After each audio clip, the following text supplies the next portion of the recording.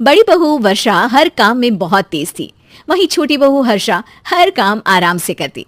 वर्षा को अपनी तेजी पर बहुत घमंड था। वो बात बात पर हर्षा को ताना मारा करती। एक दिन वर्षा किचन में खाना बना रही होती है और हर्षा से कहती है, देवरानी जी, इतना धीमे धीमे खाना बनाओगी तो लोग भूख से मर जाएंगे। पिछले जन्म में कछुआ थी क्या? मेरा तो पता नहीं, आप बहुत तेज हो। आप पिछले जन्म में एक घोड़ा थी क्या? वर्षा आराम से चली जाती है।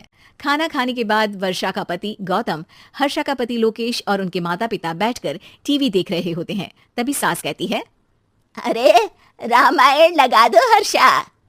हर्षा धीरे धीरे चैनल बदलती है। जब तक रामायण की चैनल पर पहुंचेगी रावण मर भी चुका होगा। हाँ बेटा हर्षा, जल्दी लगा देना, राम भगवान के दर्शन कर लूं। जी लगा तो रही हूं। इतना स्लो? सासू माँ, इतने में तो अयोध्या जाके राम भगवान के दर्शन कराएंगी। सब वर्षा की बात पर हंसने लगते हैं। वर्षा हर्षा के हाथ से रिमोट लेकर रामायण लगा देती है। हर्षा बुरा नहीं मानती और वो भी हंसते हुए वहां से चली जाती है।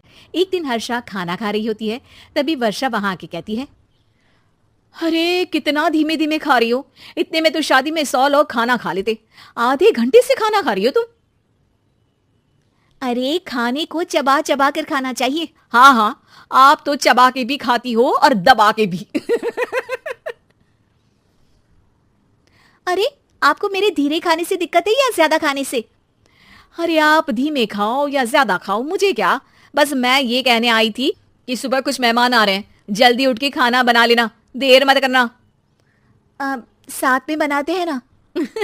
तुम्हारे साथ बनाऊंगी तो स्पीड को 5वें गियर से पहले गियर पर ले आना पड़ेगा। अरे भाई, तुम्हारे साथ रहकर तो मेरी तेज रफ्तार पर भी असर पड़ेगा और मैं भी तुम्हारी तरह हौले हौले काम करने लगूंगी सब।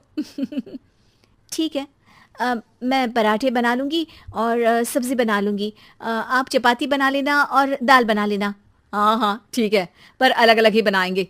अगले दिन हर्षा जल्दी उठ के काम करने लगती है और वर्षा सुबह उठ के ये सोच के वापस सो जाती है कि काम तो वो तेज कर ही लेती है। अगर थोड़ी देर सो भी जाएगी तो भी हर्षा से पहले तो काम निपटा ही लेगी। हर्षा बेटा, आज भगवान के लिए थोड़ा जल्दी हाथ चलाना। हाँ, मेहमान आने ही वाले हैं।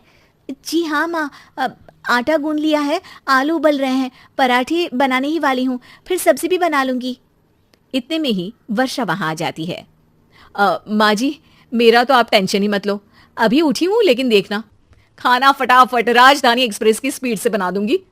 इतने में ही मेहमान आ जाते हैं। आइए आइए आइए, खाना बन ही रहा है, चाय बनवा लेती हूँ पहले आपके लिए। सास किचन में आती है। वर्षा, वो लोग आ गए, चाय बना दे जल्दी से। हर्षा को नहीं बोल रही क्योंकि वो तो सुबह की चाय देने में शाम कर देगी। चाय बन भी चुकी है माँ जी। वर्षा तेज ही नहीं, सबसे तेज है। आप चलिए, मैं चाय लेकर आती हूँ। वर्षा मेहमानों के सामने चाय लेकर जाती है। ये हमारी बहू है वर्षा, तेज वर्षा कहते हैं इसको। हर काम में इतनी तेजी रखती है जैसे मिल्खा सिंह भाग रहा हो। अरे वाह वाह, फिर तो खाना भी जल्दी मिलेगा हमको।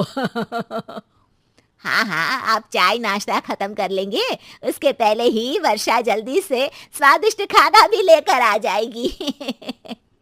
वादा तो कर लिया जल्दी खाना देने का। आपकी चपाती भी नहीं बनी और दाल भी नहीं उबली। फिर भी तुमसे पहले काम खत्म हो जाएगा मेरा। तुम्हारी तरह नहीं हूँ, घड़ी की सबसे पतली सुई की जैसी धीमे धीमे धीमे काम करती हो तुम। बस वर्षा अपने तेज हाथों से दाल कुकर में चढ़ाती है और आटा निकाल के गूंथने लगती है।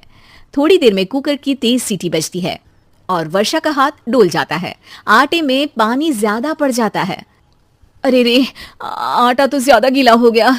वर्षा जब रोटी बेलने लगी तो एक भी रोटी गोल नहीं बन रही थी। कोई रोटी श्रीलंका के नक्शे जैसी थी तो कोई रोटी ऑस्ट्रेलिया के नक्शे जैसी बनती। वर्षा चिढ़ जाती है। कुकर फिर से जोर से सीटी मारता है।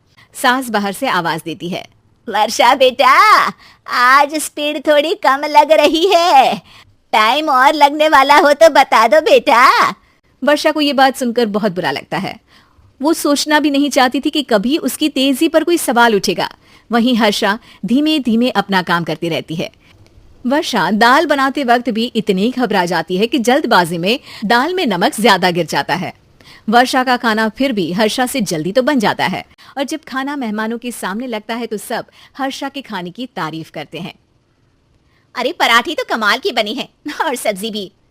बस दाल में नमक थोड़ा इधर उधर हो गया है। वर्षा को बहुत शर्म आती है और वो नीचे सर करके खड़ी रहती है। तभी हर्षा कहती है, वो ना मैं थोड़ी जल्दबाजी कर गई और नमक ज्यादा हो गया, पर पराठे तो वर्षा भाभी ने ही बनाए हैं, इसीलिए तो अच्छे बने हैं। वर्षा ने कभी नहीं सोचा था कि हर्षा के काम की इतनी तारीफ होगी, लेकिन वो उसका यश वर्षा को दे देगी।